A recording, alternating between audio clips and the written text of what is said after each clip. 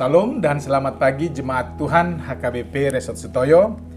Pagi ini sebelum kita memulai aktivitas kita satu hari ini, sejenak kita akan mendengarkan firman Tuhan yang menjadi kekuatan kita untuk menjalani hari ini. Namun terlebih dahulu, marilah kita satukan hati kita untuk berdoa. Kita berdoa. Kasih karunia dan damai sejahtera dari Allah Bapa kita dan dari anaknya Tuhan kita Yesus Kristus menyertai kamu sekalian.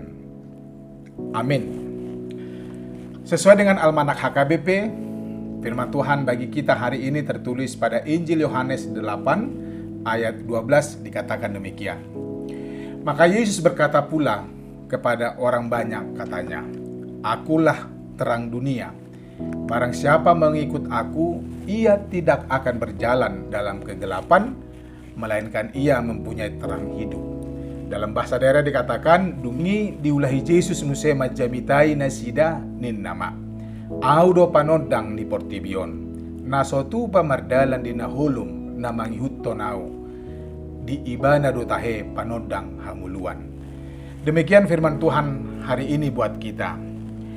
Amanginang dan saudara-saudara yang dikasihi Tuhan Yesus, sebelum nats atau perikop firman Tuhan ini diceritakan Tuhan Yesus sedang berada di bait Allah yang ada di Bukit Zaitun. Di sana Yesus mengajar orang banyak yang datang ke bait Allah tersebut. Saat Yesus mengajar, datanglah orang-orang Farisi dan ahli-ahli Taurat membawa seorang perempuan yang kedapatan berbuat zina. Sesuai dengan hukum yang berlaku saat itu, dilempari dengan batu sampai mati menjadi bagian yang harus diterima oleh si penzina. Itulah konsekuensi yang diterima bagi orang yang berbuat zina pada saat itu. Semua orang tahu akan hukum dan konsekuensi berbuat zina di kalangan orang-orang Yahudi.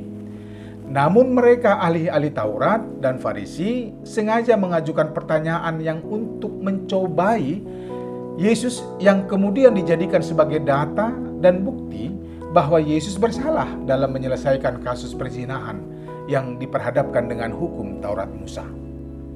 Namun Yesus tidak merespon mereka dengan cara pikir ahli-ahli Taurat dan orang Farisi tersebut. Yesus mengetahui bahwa dia sedang dicobai dan sengaja untuk dijebak. Akhirnya ahli-ahli Taurat dan Farisi menyerah dan mundur dari panggung sandiwara jebakan mereka karena Yesus meresponnya dengan kebijaksanaan yang dari atas. Jemaat Tuhan yang baik, apa yang dikatakan Yesus dalam firman Tuhan hari ini adalah bagian dari pengajarannya kepada orang banyak yang datang untuk mendengar pengajarannya kala itu.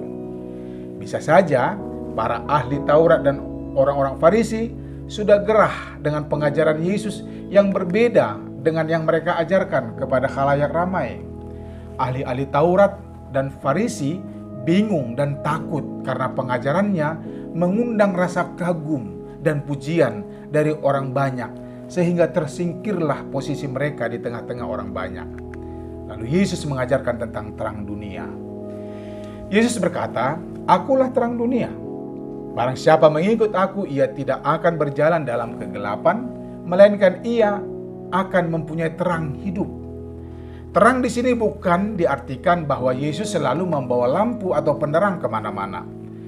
Terang di sini merupakan metafora atau kiasan atau gambaran bahwa Yesus datang membawa pemahaman yang baru dan yang berbeda untuk menyikapi realita kehidupan manusia dan memberikan jalan keluar yang lebih baik. Yesus dalam pengajarannya bermaksud untuk menerangi, membaharui pikiran manusia tentang hal-hal yang tersembunyi dan yang tidak terlihat oleh mata. Kejujuran dan keinginan untuk menghargai dan memaklumi kelemahan juga kesalahan adalah bagian dari terang yang diajarkan Yesus kepada orang banyak kala itu dan bagi kita juga.